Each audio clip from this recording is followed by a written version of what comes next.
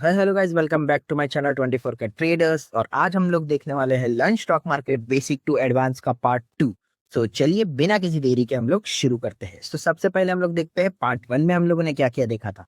Part 1 में हमने देखा था स्टॉक मार्केट के बेसिक्स के बारे में, शेयर्स क्या होता है, आईपीओ क्या होता है एंड प्राइस बूम कैसे होता है, किसी भी स्टॉक का प्राइस ऊपर या नीचे कैसे होता है। सो चलिए आज हम लोग देखते हैं पार्ट 2।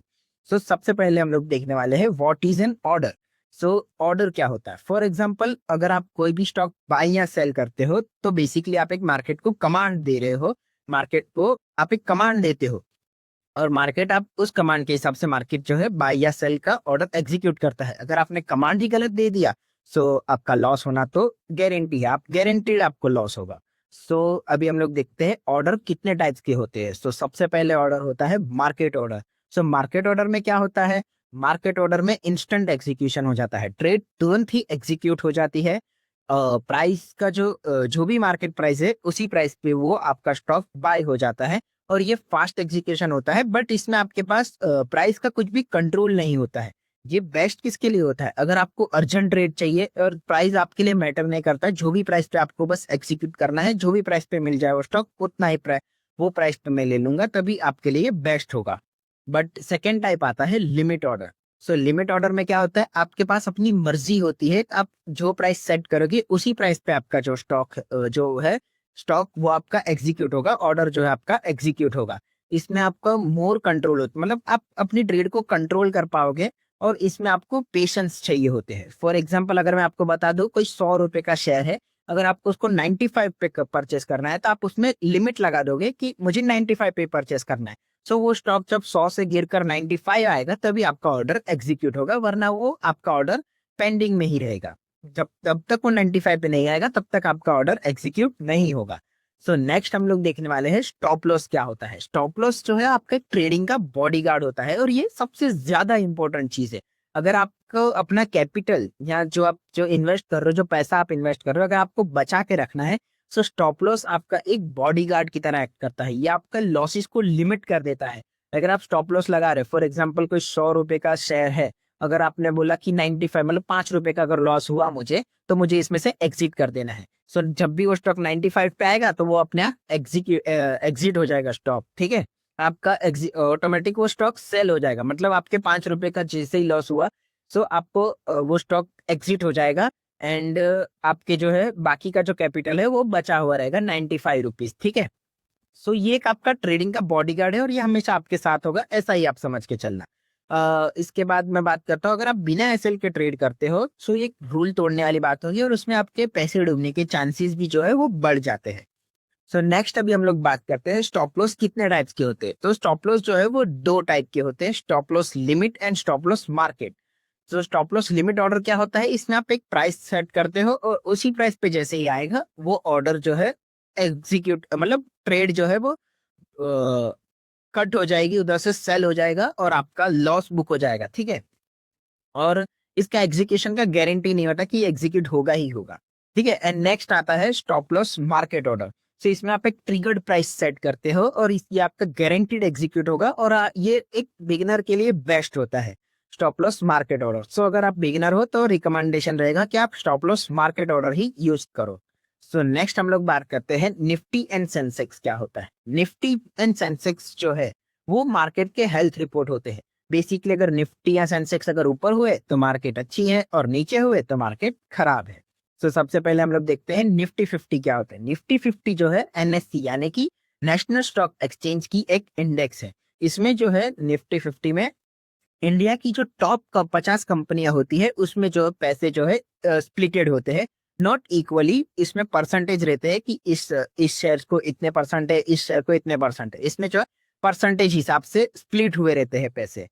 और ये जो है मार्केट का मूड इंडिकेट करती है। अगर निफ्टी ऊपर तो मतलब मार्केट में स्ट्रेंथ है, मार्केट में बायर्स है, मार्केट पॉजिटिव है। अगर निफ्टी नीचे सो मतलब मार्केट नेगेटिव है, कोई नेगेटिव न्यूज होगी या फिर सेलर्स ज्यादा हो गए होंगे।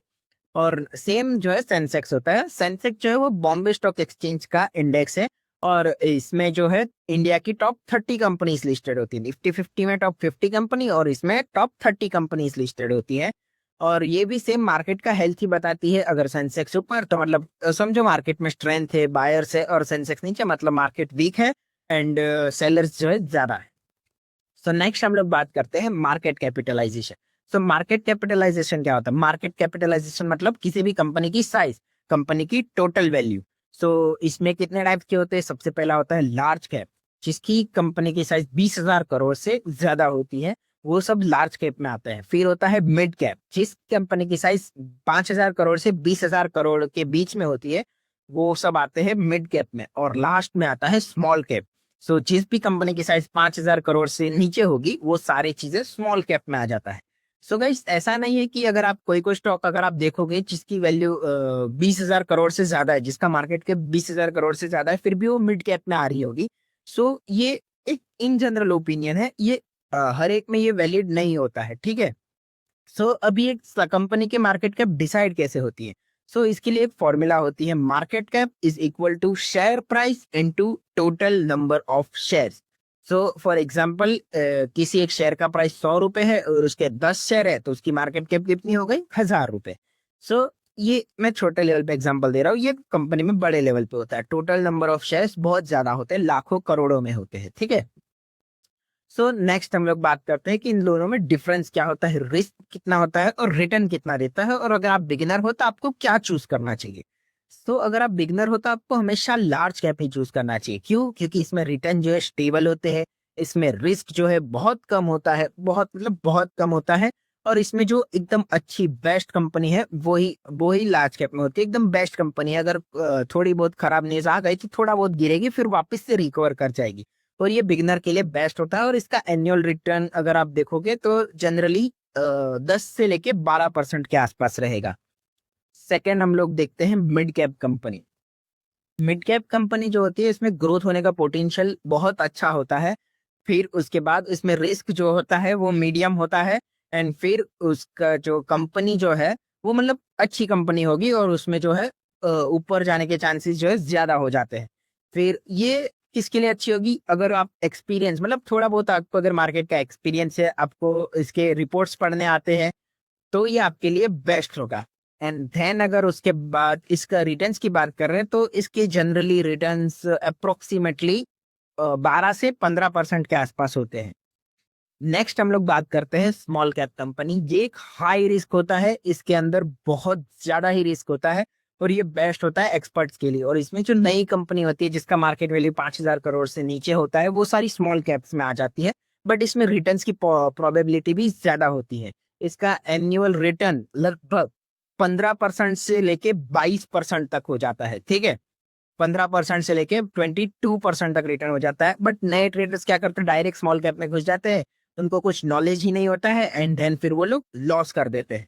सो अगर आप बिगिनर हो तो बेटर है कि आप लार्ज कैप में इन्वेस्ट करो अपना पैसा, और एक स्टेबल रिटर्न्स पाओ, और उसमें डिविडेंड भी मिलेगा। सो लार्ज कैप एक बेस्ट ऑप्शन होगा अगर आप बिगिनर हो। तो अगर आपको आज का वीडियो अच्छा लगा तो आप लाइक शेयर एंड सब्सक्राइब जरूर कर देना, और इसी तरह के अगर वीडियो चाहिए तो नीचे कमेंट सेक्शन में पार्ट 3 लिख देना। तो मिलते हैं अगली वीडियो में, तब तक के लिए take care and bye bye.